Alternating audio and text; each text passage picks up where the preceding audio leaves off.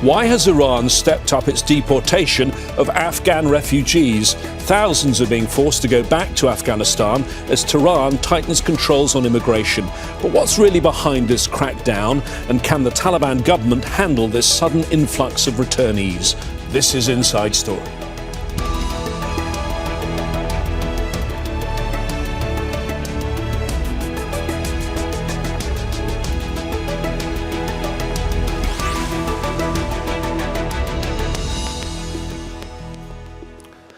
Hello again, I'm James Bays. For decades, tens of thousands of Afghans who fled war and poverty and sought a better future have crossed into neighbouring Iran. After the Taliban takeover in 2021, the numbers surged to 1 million, according to the UN's refugee agency. An estimated 4.5 million Afghan nationals are living in Iran. A significant number are undocumented migrants. Tehran has largely been lenient towards the community, but in recent years, Iranians seem to have grown tired of hosting them, and sentiment towards foreign nationals has hardened. The Iranian government has responded by expelling undocumented people in their thousands at the very same time that one of Afghanistan's other neighbours, Pakistan, is also staging a mass deportation programme. Those being forced out have no choice but to return to the country that they escaped from. Afghanistan's aid programme has shrunk in value from $3.2 billion 3 years ago to about $550 million now. While the Taliban government is welcoming them, what kind of life awaits those who are returning, and what can the international community do to help them? Lots to discuss with our guests, but first this report from Kulsum Sharif. The border crossing between Iran and Afghanistan is busier than usual. More than 250,000 Afghans left Iran in June. The 12-day conflict between Israel and Iran intensifying existing anti-foreigner sentiment in the country. Iran's government justified its actions, saying, "We've always strived to be good hosts, but national security is a priority, and naturally, illegal nationals must return." That's left Afghan refugees with little choice but go and return home to one of the poorest countries that's already battling a humanitarian crisis. The International Organization for Migration says more than 700,000 Afghans have returned from Iran so far this year. We must never dehumanize Afghan people. The claims that Afghans are terrorists are false. We hope these dark days will pass and that peace and justice will return to our shared homeland.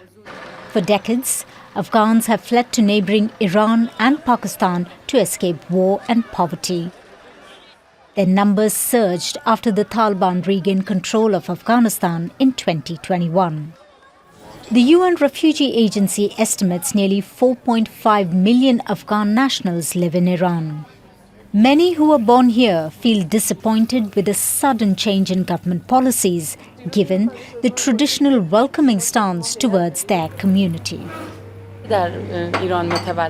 Being born in Iran gives us the feeling of having two homelands. Our parents are from Afghanistan, but this is what we've always known as home. The anti-Afghan sentiment has hurt a lot. It's heartbreaking to see people sent away from the only home they've ever known. UN agencies are concerned about the growing crowds of people returning, saying Afghanistan is unprepared to provide for them. Half the country's population already depends on aid. Malnutrition among children is widespread. Humanitarian programs are severely strained and funding is being reduced. While the Taliban government is promising all Afghans returning home will be safe, rights groups say deporting them couldn't have come at a worse time. Kulsum Sharif, Al Jazeera for Inside Story.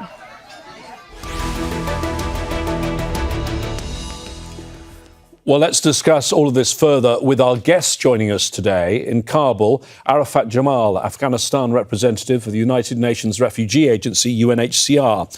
In London, Orzala Nemat, director of the Development Research Group, that's a consultancy supporting youth and female leadership in conflict-affected countries in Central and South Asia.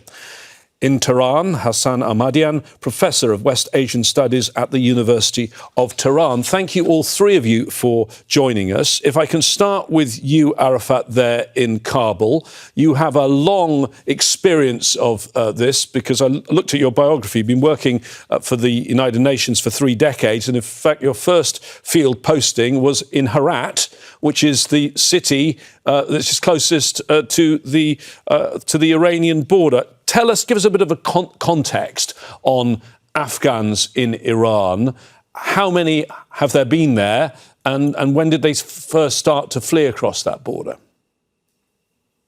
Thank you so much, James, for having me on. And this is a great question, because what we're looking at the moment is 2 countries that have generously hosted Afghans for over 4 decades. So both Pakistan and Iran have opened their doors to Afghans at a time of need, when they were fleeing from various conflicts over these 40 years.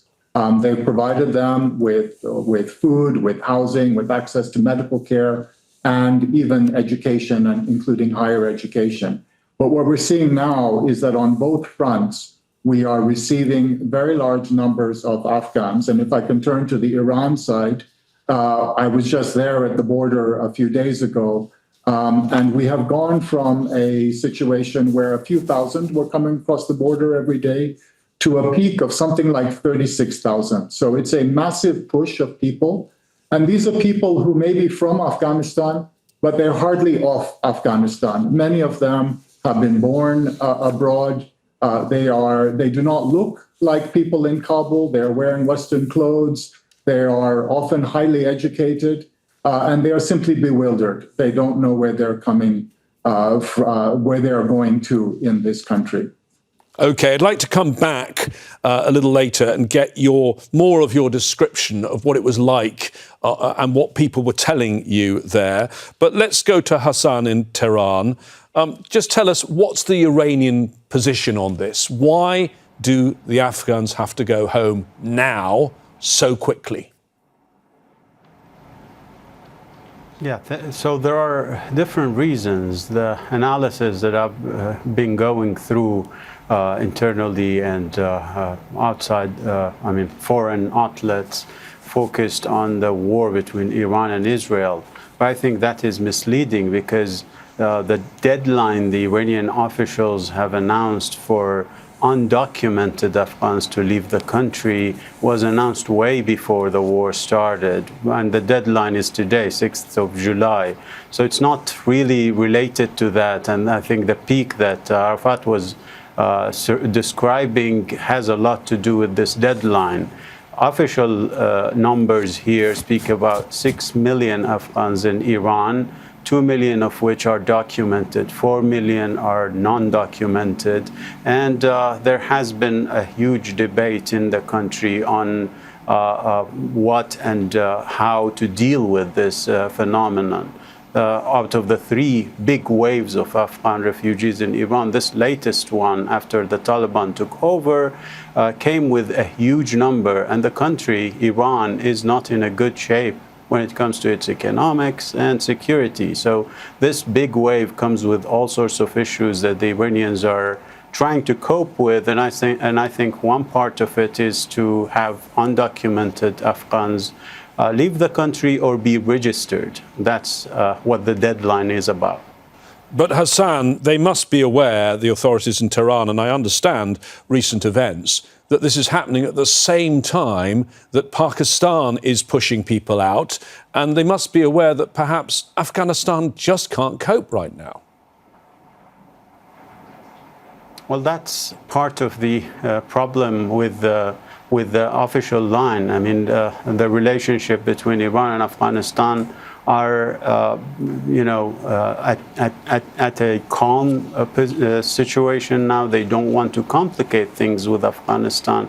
But at the same time, as I said, it has been a long discussion and debate within the country as to how to deal with this issue. It's a huge burden on the economy, and I think the country is trying to cope with as much as it can, but the official line is that we can't have unregistered Afghans anymore, or non-Iranians anymore, non-registered or undocumented non-Iranians in the country anymore, because that comes with not only the economic burden, but also with all sorts of security and social issues that they have to deal with.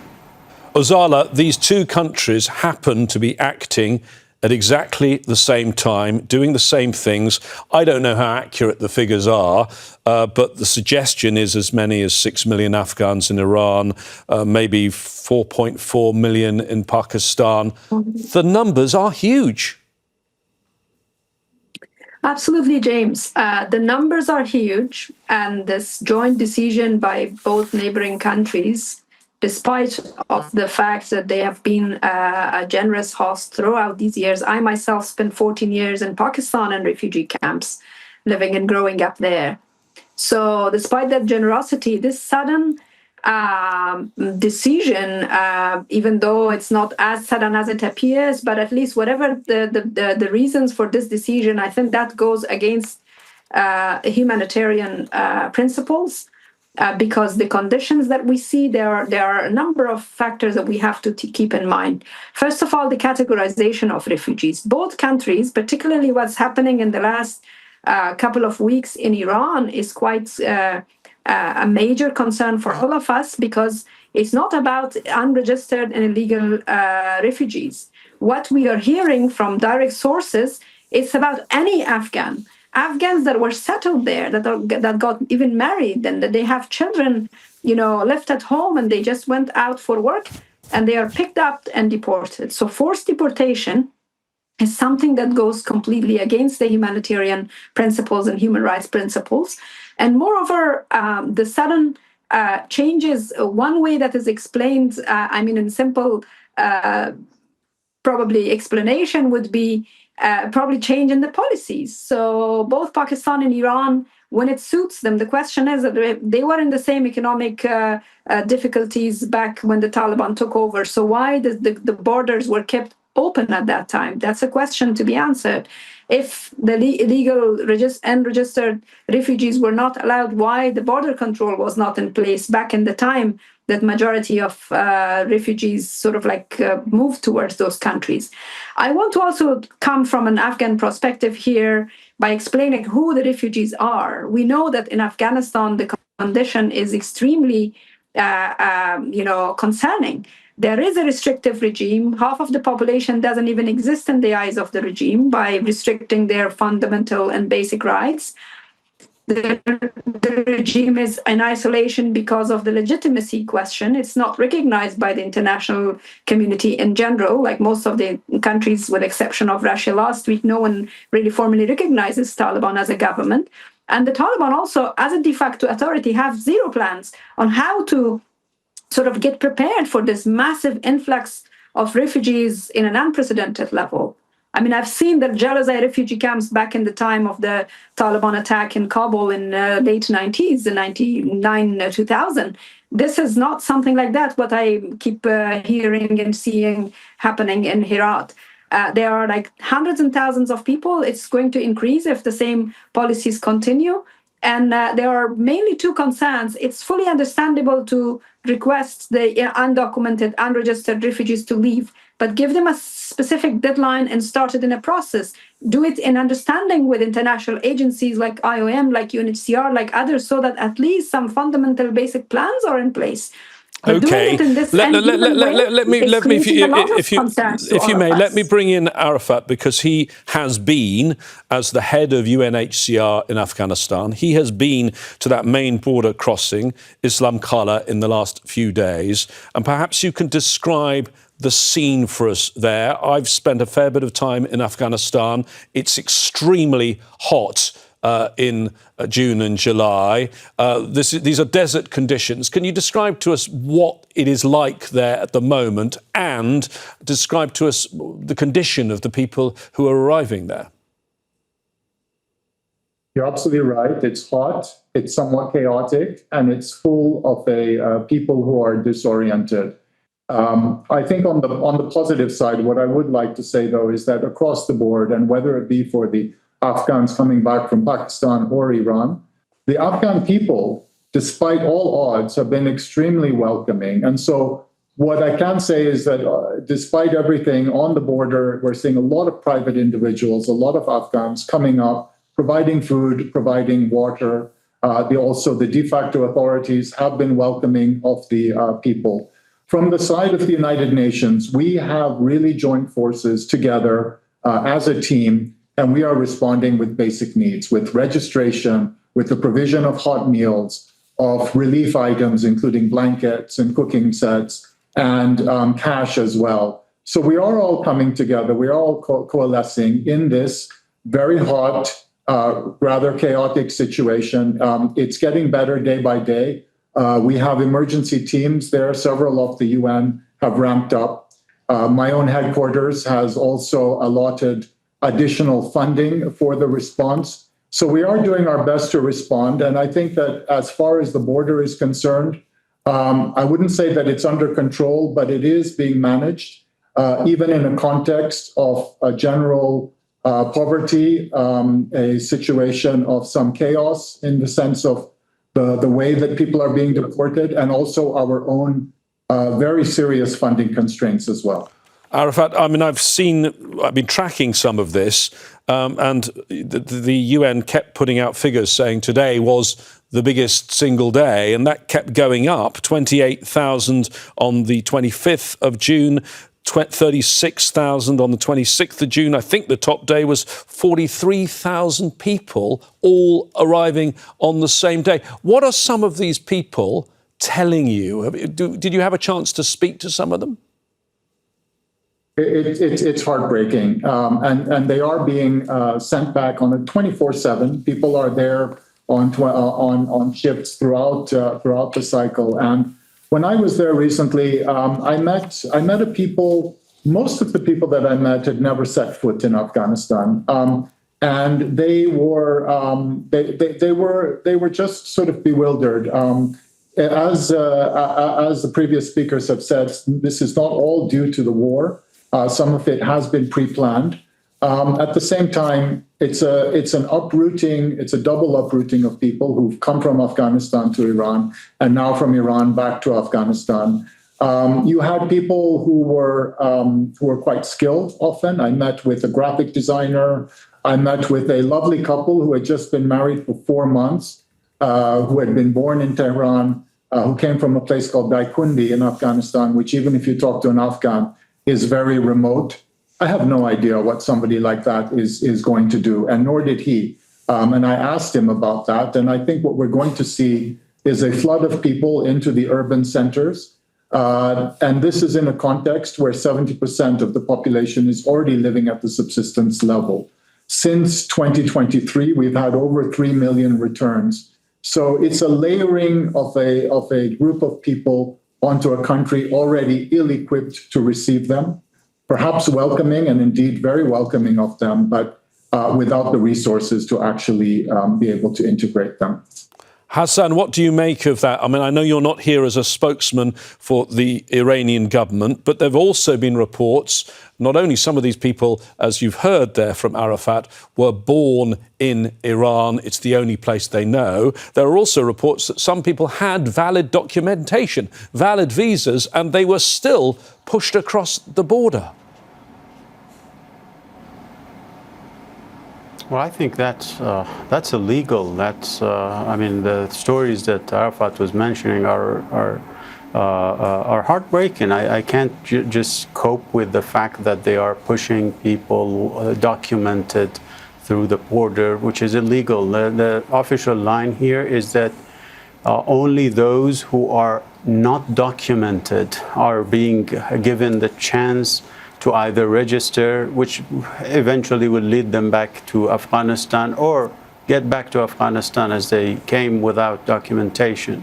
So these are the two, this is the main story. Now, if there are other people who are not really, who are documented, who are, as Arafat mentioned, born in Iran and have the proper documentation, I think that's beyond the law, because the law that was passed by the Iranian parliament is specific. Calls for the non-documented Afghans to leave the country or to register and then have the authorities decide on their situation. Okay, another aspect I'd like to bring another aspect, Hassan, I'd like to bring up with you, and you say that this is not mainly connected to the recent conflict involving Israel and the US, but there are persistent allegations that some of these Afghans faced allegations that they might have been Israeli spies. Surely there's no veracity to that whatsoever. What do you make of those claims? Is it just that at a time of war, people are extremely suspicious of foreigners? I think that has a lot to do with it. And also, I mean, there were Iranians as well, I suspect, Afghans who the Israelis used in their network inside Iran. But, calling all Afghans who have been here for over 4 decades or labeling them with that is unjust. I don't think any official line or any official would claim such, but we've seen claims, we've seen interviews as well of Iranians and Afghans being giving confessions. We don't know what's the circumstances there, but talking about their collaboration with Israel. So there is that, but as I said, the decision on the day, the 6th of July, being the deadline for registration or going back to Afghanistan was made way before the war. I think the war might have exacerbated that, but it's not really the main reason here. OK. Orzala, I mean, let's go back to the symmetry that's happening here with Iran and Pakistan. It seems in both countries, even if you were not born in Afghanistan, if you're of Afghan heritage, you don't seem to have any path to citizenship in Iran or Pakistan, or even any path to stay right now. Definitely so. What is more heartbreaking is this behavior of both. We've seen it also in Pakistan, also in Iran now in the last couple of weeks, where people who are settled, who have resided there for years, it's 4 decades or even more than that, since the anti-Soviet war, Afghans migrated to Pakistan and to Iran. These are the closest countries, but they've never provided citizenship or direct sort of routes to settlement, to full-time permanent settlement to them.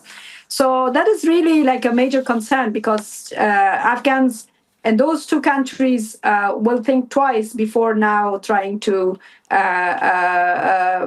migrate again there, even if they are forced, as they have been since the Taliban takeover, because inside Afghanistan, there is no job opportunity. So now this influx of refugees returning back to Afghanistan, of course, painful as it is, shocking as it is, it requires more than anything else a form of mental health, addressing their traumas and addressing this whole experience that they are facing as well. And as one of the speakers mentioned here, I think the role of non-traditional donors or business community is also important to highlight here. I think there is a huge potential now, because majority of the returnees or forced deportees are young, and young adults, probably majority of them even will be male young adults, and they are a labor force. So on the one hand, they are a potential for a workforce to work and contribute in the rebuilding and reconstruction of Afghanistan and development or growth of Afghanistan, if they are given that opportunity, and if there are resources to invest in making them build their own countries and society. But on the other hand, knowing and looking at Afghanistan as being in the condition as it is at the moment as we speak, there is also a very grave and concerning potential. The young, jobless male looking for resources and money can also be used as a cannon fodder for another regional war. And that is what extremely concerns Afghans at the moment, because we are not sure what will be the condition for them. I am grateful to all those Afghans, particularly in Herat in Western Afghanistan, who've taken the initiative of providing food, providing a welcoming environment and atmosphere. But being a refugee, we all know it's not about that day. It's not about the disaster on the day that you arrive there. It's good to have that amazing first impression. But these people are living, and none of them, like I have, some some direct relatives right now in Iran, and they don't know where to go. They have no house. They've left everything, and now they're left without any sort of like option to decide where to go, where to settle, and how to sort of like survive working wise. OK, let me bring Arafat in with the UN perspective on this. I mean, I find it quite interesting that the official statements of the Taliban stress that they are meeting the needs of the returnees, they're providing essential services, and they're aiding reintegration. The official statements of you, the UN, the international communities, and the NGOs is that there is a huge, dire problem. Does the Taliban accept how bad things are, Arafat? I think that what we are seeing is that there is certainly goodwill and good intentions, and I would have to say that across the board, whether it be the Afghan in the street to the de facto authorities. People are genuinely welcoming home their sisters and their brothers from Pakistan and Iran. That is for real.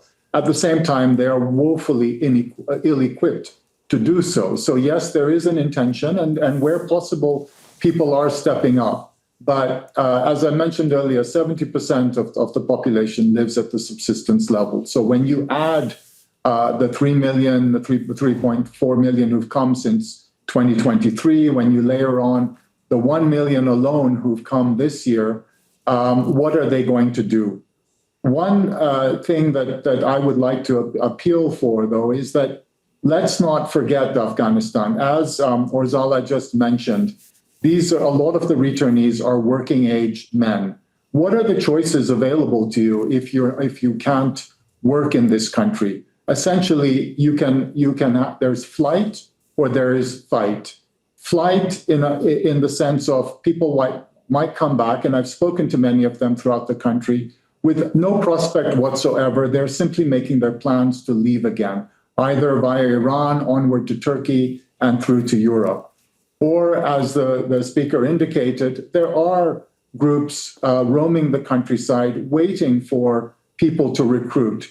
And in a region that has undergone just 2 wars just in the last couple of months on both borders, this is not a good recipe. However, one thing that I would like to say is that we do continue to appeal to the parties, to both Pakistan and to Iran, to sit down at the table and to discuss this. These are large numbers of people, and we simply appeal to the parties to come to the table to talk about a systematic, a voluntary, and a dignified return of people that can benefit all of us. OK, thank you very much indeed. Thank you to all of our guests today, Arafat Jamal, Orzala Nemat and Hassan Ahmadian. Remember, you can always watch this programme whenever you want, or on YouTube or on our website, aljazeera.com. What should we discuss next time? Your ideas and suggestions are welcome. Post on our Facebook page. That's facebook.com/AJ Inside Story. Or find us on X. Look for @AJ Inside Story. I'll be back here very soon. Until then, from me, James Bays, and the team in Doha, stay safe. Bye-bye for now.